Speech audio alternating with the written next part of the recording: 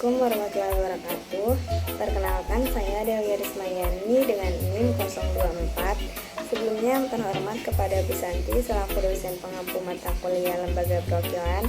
Di sini saya akan mempresentasikan hasil dari penelitian saya yang berjudul Analisis Fungsi Legislasi dalam Sistem Presidensil, Studi Kasus Kebijakan Penghapusan Outsourcing pada peringatan Hari Buruh 2025. Memasuki kepada latar belakang, Montesquieu itu membagi kekuasaan dalam pemerintahan menjadi 3 bagian utama, yaitu legislatif, eksekutif, dan juga yudikatif.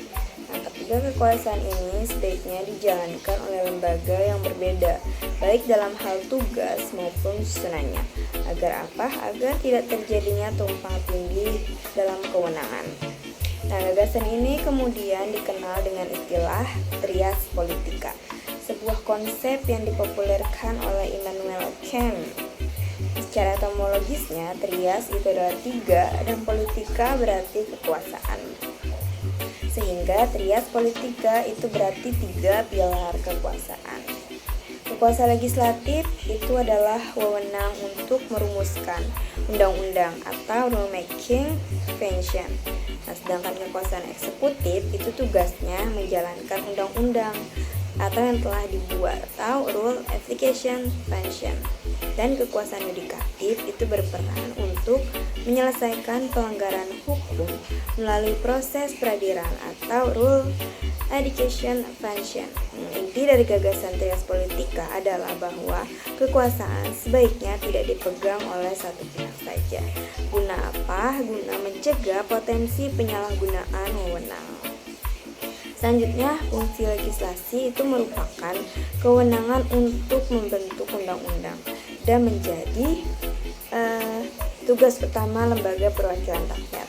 Fungsi ini dikenal juga sebagai fungsi pengaturan atau legislative function, yakni kemampuan untuk menetapkan peraturan hukum yang berlaku, mengikat dan membatasi bagi seluruh warga negara. Jadi secara lebih spesifiknya, fungsi pengaturan ini itu diwujudkan dalam bentuk penyusunan undang-undang atau dikenal juga dengan lawmaking function. Terdapat pada pasal 20A Undang-Undang 1945 yang ditegaskan bahwa DPR itu memiliki 3 fungsi utama: fungsi legislasi, fungsi anggaran, dan juga fungsi pengawasan. Fungsi legislasi itu menunjukkan peran DPR sebagai lembaga yang memiliki kewenangan dalam pembentukan undang-undang. Nah, penegasan ini memperkuat peran DPR dalam menjalankan tugasnya, jadi secara optimal agar sesuai dengan harapan serta aspirasi dari masyarakat. Nah, selain itu, amandemen Undang-Undang 1945 itu juga membawa perubahan penting dengan dibentuknya lembaga baru dalam sistem ketatanegaraan Indonesia, yaitu Dewan Perwakilan Daerah atau DPD. Nah, pada peringatan Hari Buruh Internasional atau May Day tahun 2025 kemarin itu yang digelar di Monas, Jakarta, Presiden Prabowo Subianto itu mengumumkan dua kebijakan penting yang bertujuan untuk meningkatkan kesejahteraan buruh di Indonesia. Pertama, pembentukan Dewan Kesejahteraan Buruh Nasional yang bertugas untuk menghapus sistem outsourcing atau sebuah sistem ketenaga kerjaan di mana perusahaan itu menggunakan tenaga kerja dari pihak ketiga. Nah, sistem ini dinilai merugikan buruh karena seringkali nggak menjamin hak-hak secara setara dan pekerja tetap. Jadi itu Prabowo ingin menghapus sistem itu agar buruh itu dapat mendapatkan jaminan sosial yang layak, kepastian kerja. Nah, yang kedua, Presiden itu membentuk Satuan Tugas PHK atau Satgas PHK yang tugasnya untuk mengawasi dan menangani kasus pemutusan hubungan kerja yang tidak sesuai aturan serta memberikan perlindungan hukum bagi para pekerjanya. Nah, kebijakan ini tuh ternyata sangat disambut baik oleh banyak buruh, namun pada saat yang sama itu menimbulkan berbagai pertanyaan besar terkait pelaksanaan ini. Hal ini kan dikarenakan penghapusan sistem outsourcing itu bukanlah semata-mata keputusan administratif, melainkan menyangkut regulasi hukum nasional yang hanya diubah melalui mekanisme legislasi formal. Latar belakang tadi dapat disimpulkan rumusan masalahnya mengenai bagaimana fungsi legislasi dalam lembaga perwakilan itu dapat mengakomodasi kebijakan penghapusan sistem outsourcing yang diumumkan oleh Presiden Prabowo Subianto dalam sistem presidensial di Indonesia. Tujuannya adalah untuk menganalisis sejauh mana sih fungsi legislasi lembaga perwakilan ini tuh dapat mendukung dan mengakomodasi kebijakan penghapusan sistem outsourcing yang diumumkan oleh Presiden Prabowo Subianto. Nah, serta untuk mengevaluasi mekanisme legislasi yang diperlukan dalam implementasi kebijakan tersebut. Nah, dalam sistem konteks presidensial Indonesia.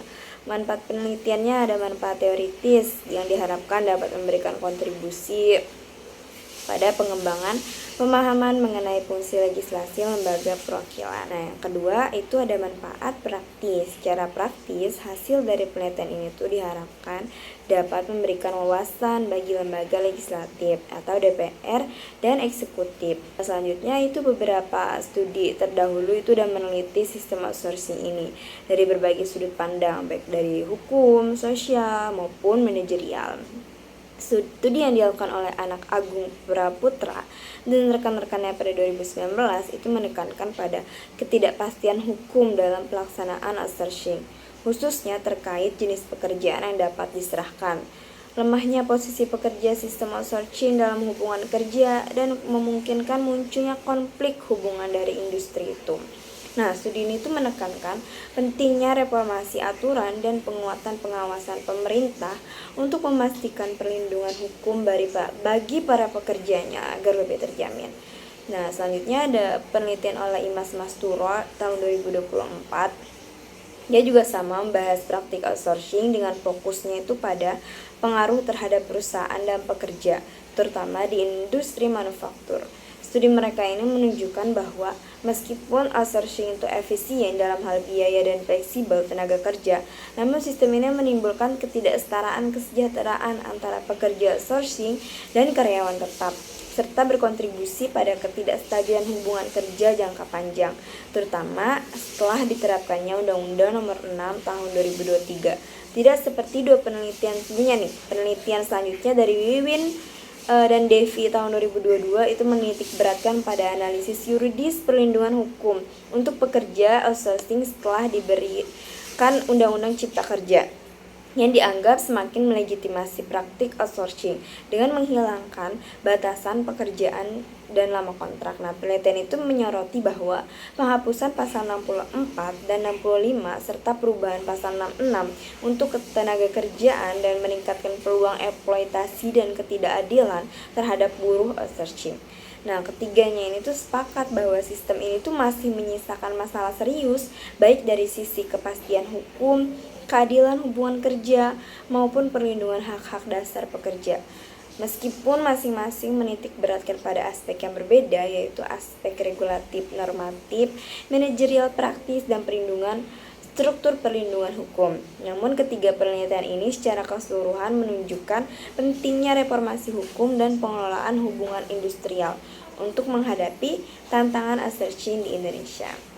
Nah, penelitian ini menggunakan metode studi literatur atau library research, yaitu pendekatan yang dilakukan dengan mengkaji berbagai sumber pustaka yang relevan guna memperoleh pemahaman yang mendalam mengenai fungsi legislasi dalam sistem ketenagakerjaan Indonesia serta implementasinya dalam merespon kebijakan penghapusan sistem outsourcing yang diumumkan oleh Presiden Prabowo Subianto pada tahun 2025 kemarin. Nah, data yang digunakan dalam penelitian ini tuh meliputi buku-buku ilmiah, jurnal, artikel, akademik. Nah, selanjutnya memasuki kepada teori. Dalam bukunya The Concept of Representation 1967 itu Hannah Pitkin merumuskan 4 dimensi. Ada representasi politik, representasi formalistik, dan deskriptif, simbolik, dan substantif. Nah, keempat pandangan itu memberikan kerangka teoritis yang komprehensif untuk menilai bagaimana sih wakil rakyat ini menjalankan fungsinya. Representasi formalistik itu berfokus pada proses otorisasi dan akuntabel, representasi deskripsi pada kesamaan karakteristik antara wakil dan yang diwakili. Sedangkan representasi simbolik pada penerimaan simbolik terhadap wakil, dan representasi substantif pada sejauh mana wakil itu memperjuangkan kepentingan konstituennya. Fungsi legislasi dalam lembaga perwakilan itu dengan menggunakan teori representasi politik oleh Pitkin yang menekankan pentingnya representasi substantif, yakni ketika wakil rakyat tidak hanya sekedar hadir dalam lembaga legislatif, melainkan aktif menyuarakan dan memperjuangkan kepentingan warganya. Nah, legislator itu tuh seharusnya dituntut gak hanya bertindak sebagai delegasi yang mengikuti suara pemilih semata, tapi juga sebagai wali amanat yang menggunakan pertimbangan dan pengetahuan mereka untuk kebaikan umum.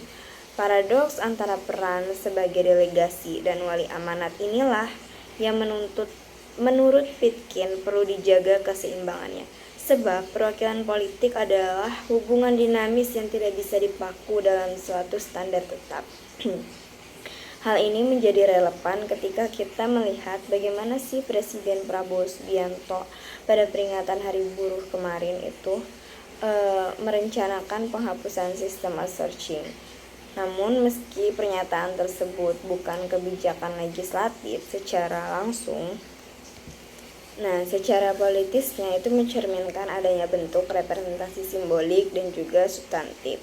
Secara simboliknya, Presiden berusaha mempresentasikan dirinya sebagai pemimpin yang berpihak kepada pekerja, merespon keresahan publik tentang ketidakpastian kerja. Namun, pertanyaan utama dalam bingkai Pitkin adalah apakah representasi itu bersifat substantif, atau apakah Presiden itu benar-benar akan mendorong legislasi konkret yang melindungi kepentingan buruh. Disinilah fungsi legislasi oleh DPR itu menjadi krusial. Wakil rakyat harus memastikan bahwa wacana eksekutif tersebut ditransformasi menjadi kebijakan yang jelas dan mengikat secara umum. Kata lainnya, fungsi representasi substantif dalam legislatif adalah menjembatani antara klaim representasi simbolik presiden dengan kebutuhan konkret rakyat pekerja. Dari perspektif Ketenagakerjaan Indonesia, kebijakan tersebut terkait erat dengan fungsi legislasi yang dimiliki oleh lembaga perwakilan, terutama oleh DPR atau Dewan Perwakilan Rakyat. Dalam pasal 20 dan pasal 20A Undang-Undang Dasar 1945 itu dijelaskan bahwa DPR memegang kekuasaan untuk membentuk undang-undang bersama dengan Presiden, termasuk membahas dan menyetujui setiap rancangan yang diajukan. Presiden memang memiliki hak untuk mengajukan rancangan undang-undang, tapi pengesahan dan pemberlakuan kebijakan itu tetap memerlukan persetujuan bahwa antara DPR dan Presiden. Kata lainnya, kebijakan penghapusan outsourcing yang dicanangkan oleh Prabowo itu harus melalui pembahasan DPR, baik di revisi ataupun pencabutan pasal-pasal tertentu dalam Undang-Undang Ketenagakerjaan pastinya, terutama yang masih melegalkan praktik outsourcing ini. Dalam proses legislasi ini, DPR itu menjalankan fungsi representasinya atas kehendakan rakyat, termasuk suara buruh, melalui kewenangan legislatif yang dimilikinya. Oke, selanjutnya sekian atas penjelasan penelitian saya. Saya sengaja mengambil kasus janji penghapusan outsourcing oleh Presiden Prabowo karena ini tuh menarik secara politik dan berdampak luas bagi buruh. Tapi memang harus saya akui sampai hari ini belum ada tindak lanjut legislasi secara konkret dari DPR, di mana fungsi legislasi artinya masih pasif dalam menghadapi isu ketenagakerjaan yang sensitif dan krusial bagi publik. Sekian hasil dari penyampaian saya mengenai hasil penelitian saya. Terima kasih. Wassalamualaikum warahmatullahi wabarakatuh.